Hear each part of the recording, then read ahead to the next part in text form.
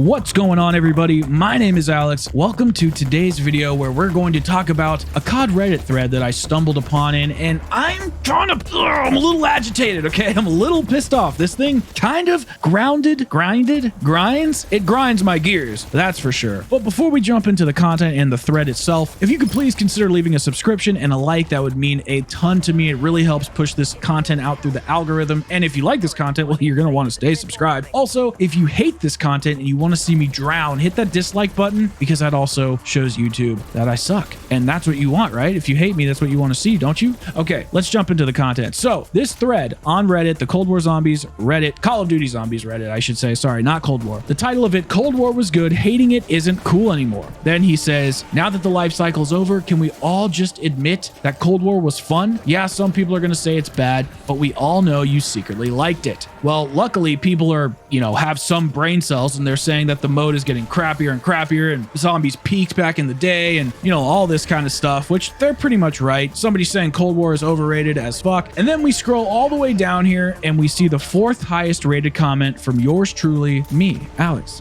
that's me. And I say, gameplay was okay, but they stripped away so many great features, and the maps, Easter eggs, and boss fights were extremely underwhelming. So no, I still think it sucked. And I would like to elaborate this a little bit more. It's not that Cold War Zombies as a whole sucks. There were new features that were also good, but they took away a lot of things that I personally loved, and the fact that the Easter eggs were simple and the fact that the boss fights were hand-holding for the most part made it not enjoyable for me. When I can beat the Easter egg on the first try, there is no point for me to try again and again like I used to. There's no point to do that. So when they were not putting out as much content as they usually do, meaning 4 round-based maps, an onslaught mode that only 1/3 of the population can enjoy, and Outbreak, which only, I would say, 50% of the population enjoys of the whole zombies community, you're really limiting fans. I mean, we only had 2 maps basically until what, summer or something like that? So yeah, I think that the first half of Cold War was a blunder, in my opinion. It really was. I don't care how good your mechanics are if there's nothing fun to do inside of the game. It's like that video that Jason Blundell put out the other day with Deviation Games and JC Backfire, where he's talking about he doesn't care how good your story is if your gameplay isn't good. That is very true, but I also don't care how good your gameplay is if there's nothing to enact the gameplay mechanics upon. So it is a catch-22, but narrative always, essentially, I guess, would come in third. It depends on how you equate narrative and math. I'm getting off track. So that's me elaborating on that comment a little bit, and I got 54 upvotes. Hopefully it's still climbing while, I screen cap this or whatever. Then we got this guy coming in. Don't trash him or anything. He basically says, boss fights suck ass, and maybe 5% of players experience them anyway. If there's one thing zombies should focus less on, it's boss fights and Easter eggs in general. Well, fucking wrong. No, absolutely not. So I replied, you're right. We should just run in circles for hours with easy mechanics that hold our hands. You're clearly just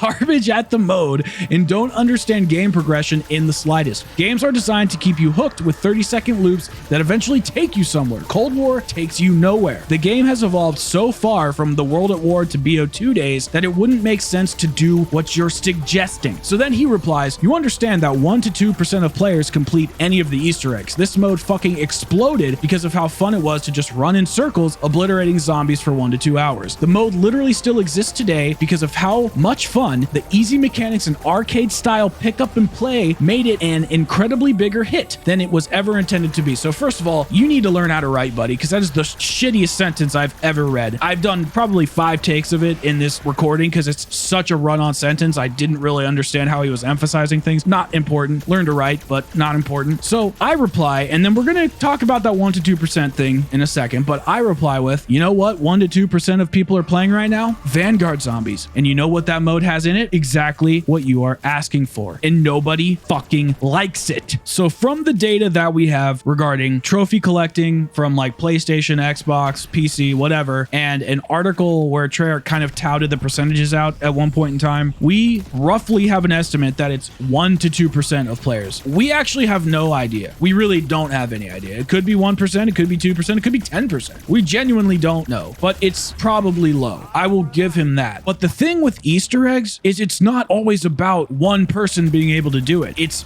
the whole community coming together to do these Easter eggs. We all get together for a few days and we pour our blood, sweat, and tears into finding this this shit, and then we play it over and over and over. And we have guides and side quest guides and map techniques, and we follow the speedrunners, and we learn everything there is about the map, and we tear it apart. And when you make everything overly accessible and overly hand-holding, it removes any ability of earning that win of the map, of beating the boss, whatever it is. It makes that less special. It minimizes your reward. It also takes away from people who like to watch video games on streams and shit. Like, I don't play in the NFL. I don't play football even, but I like to watch the Super Bowl. I like to watch the playoff games, and I like when top tier athletes play against each other because the competition is fun. Just like how I watch Stevie II or whatever the hell that speedrunner is in Zombies, who is just out of this world insane. He's so good. And when you're watching him do like D Machina versus Shadows of Evil, like, which one's more difficult and more fun to watch? Obviously Shadows. The optimization, the way he goes through that map and just grinds it down to a core, when it would take most people 30 minutes to unlock Pack-a-Punch, he does it in 27, like the whole Easter egg. He does the whole Easter egg in like 27 minutes. And with some of these speedruns that these people are doing, they're getting them down to like crazy levels. Like Forsaken, I think, is at 13 minutes or something like that. It's insane. Now, speedrunning is a whole different conversation. I'm not trying to bring that into here.